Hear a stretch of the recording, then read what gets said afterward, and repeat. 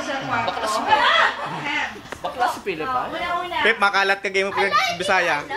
Ang bakla sa joke lang.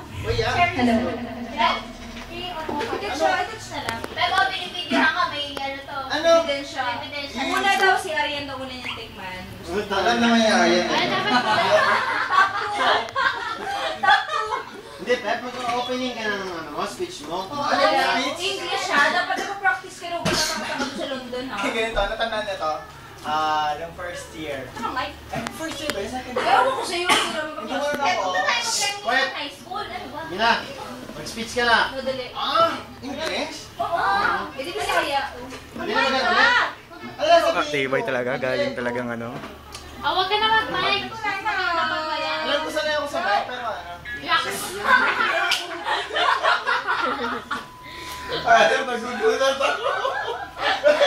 Hindi mo ba alam? Ngayon mo lang alam? Wala lang kasi. Oh, bakla si Kwento.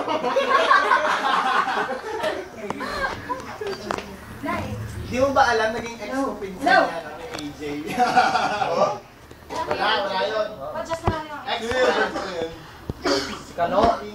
Ewan ko sa'yo. Ayun nga. Si Kano. Low. Sino yan, JK?